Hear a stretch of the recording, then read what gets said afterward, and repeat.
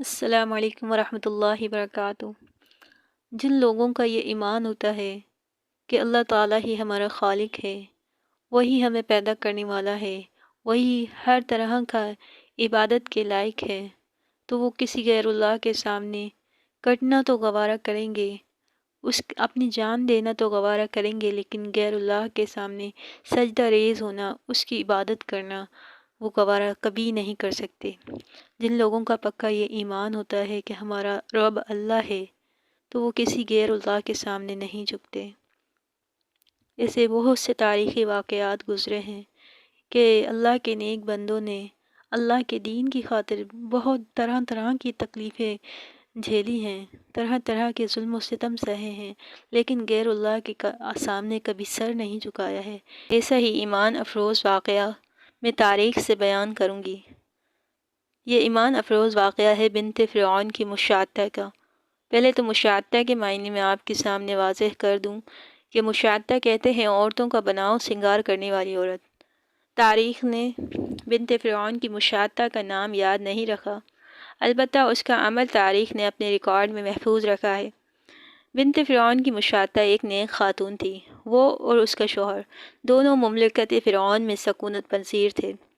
اس کا شوہر فرعون کا خادم تھا اور خود وہ بھی دختران فرعون کی ایک خادمہ تھی۔ اللہ تعالیٰ نے دونوں میاں بیوی پر احسان کرتے ہوئے انہیں ایمان کی دولت سے بہرہ مند فرمایا۔ اس بات کو ابھی چند روز ہی گزرے تھے کہ فرعون کو اپنے خادم کے بارے میں، اس کے ایمان کے بارے میں خبر ہو گئی۔ اب جب فرعون کو اس کے ایمان کی خبر ہوتی ہے تو فرعون اس کو بلا کر بڑی ہی سفاکی کے ساتھ قتل کرا دیتا ہے۔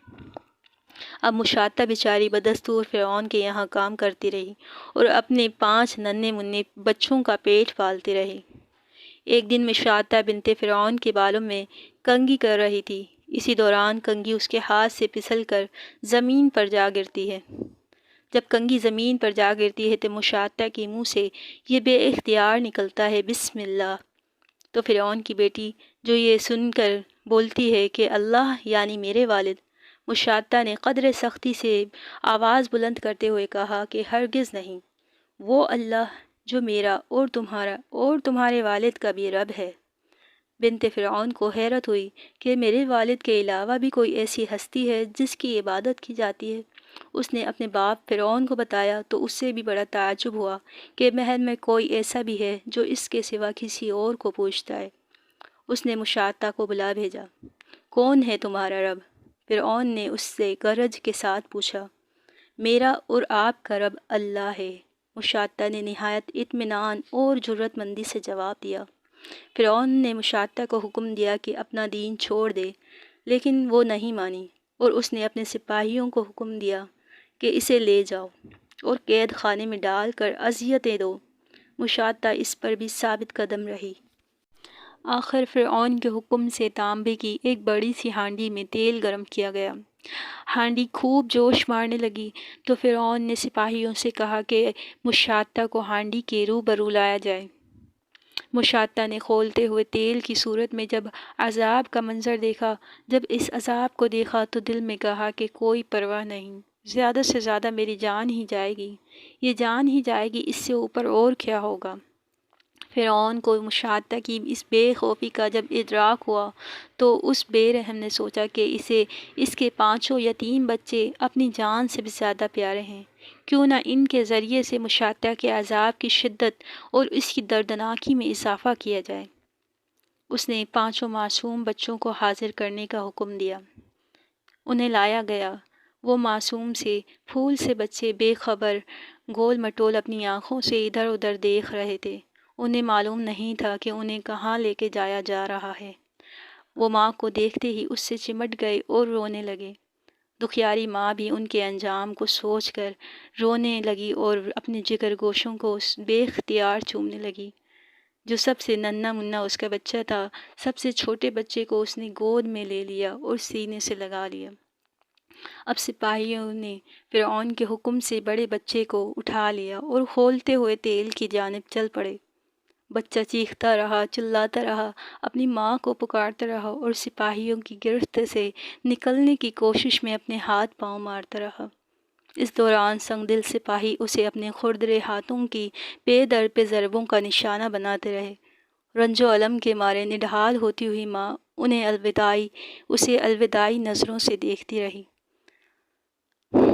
لمحے ہی میں سپاہیوں نے بچے کو ہانڈی میں اچھال دیا۔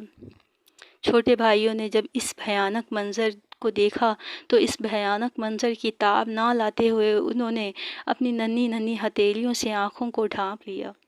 جوش کھاتے ہوئے تیل نے چند ہی لمحوں میں، منٹوں میں اس معصوم کے کمزور جسم کو نگل لیا اور اس کی ننھی منھی سفید ہڈیاں تیل کی سطح پر نمودار ہو گئیں۔ تو فرعون نے مشاطہ کی طرف دیکھا اور کہا کہ اب بھی وقت ہے تم اللہ کا انکار کر دو۔ مشاطہ نے اس کا مطالبہ سختی سے رد کر دیا۔ اب فرعون کو اور بھی طیش آ گیا۔ اس درندہ صفت کے اشارے سے مشاطہ کے منجلے بیٹے کو بھی اٹھا کر ہانڈی میں پھینک دیا گیا۔ ماں دیکھتی رہ گئی۔ اب اپنے بھائی کی طرح اس کی بھی ننھی منھی سفید ہڈیاں تیل کے اوپر آ گئیں، لیکن مشاطہ کے پائے استقلال میں ذرا سی بھی لغزش نہیں آئی۔ اب دوسرے کے بعد تیسرے اور چوتھے بچے کو بھی کھولتے ہوئے تیل میں جھونک دیا گیا۔ جلے ہوئے گوشت کی بو ہر سو پھیل گئی۔ اب شیر خوار کی باری تھی، جو اس تمام ہنگامے سے بے خبر ماں کی نرم آغوش میں اس کے سینے سے چمٹا بیٹھا تھا۔ سپاہیوں نے اسے چھینا تو مشاطہ کی دلدوز چیخ فضا میں بلند ہو گئی۔ شاید وہ ڈگمگا جاتی، لیکن اللہ تعالیٰ نے شیر خوار کو قوت گویائی عطا فرما دی۔ اس شیر خوار بچے نے بولا کہ پیاری ماں صبر کرو، تم حق پر ہو۔ اتنا کہہ کر وہ خاموش ہو گیا اور ماں کو بھی جیسے قرار آ گیا۔ مشاطہ اپنے پانچوں جگر کے ٹکڑے قربان کر چکی تھی۔ وہ چاہتی تو فرعون کے سامنے صرف ایک کفریہ کلمہ کہہ سکتی تھی اور یہ کفریہ کلمہ کہہ کر اس عذاب سے نجات حاصل کر سکتی تھی، لیکن وہ جانتی تھی کہ اللہ تعالیٰ نے اس کی اور اس کے پانچوں بچوں کی مہمانی کو جو کچھ تیار کر رکھا ہے وہ بہتر ہے اور لافانی ہے۔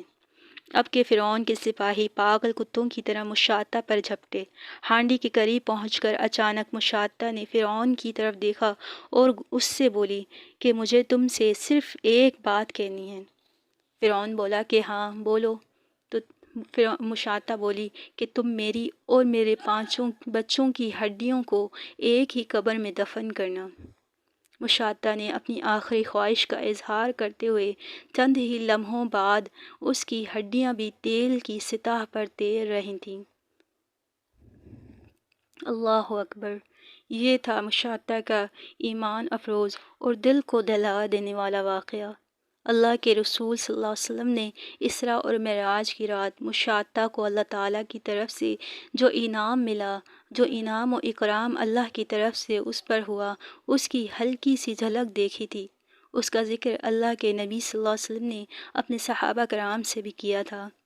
بیہقی کی روایت ہے، اس کے مطابق آپ صلی اللہ علیہ وسلم نے فرمایا کہ اسراء کی رات سفر کے دوران نہایت ہی پاکیزہ خوشبو کا جھونکا میرے قریب سے گزرا۔ میں نے دریافت کیا کہ یہ خوشبو کیسی ہے؟ مجھے جواب ملا، یہ دختر فرعون کی مشاطہ اور اس کے بچے ہیں۔ تو یوں یہ مومن خاتون اپنے رب کے قرب و جوار میں جا بسی۔ یقین ہے کہ اللہ تعالیٰ نے اس آزمائش پر اسے پورا اترنے کے صلے میں مشاطہ کو نہروں والی جنت عطا کی ہوگی، اور نہروں والی جنت کے بھی کیا کہنے۔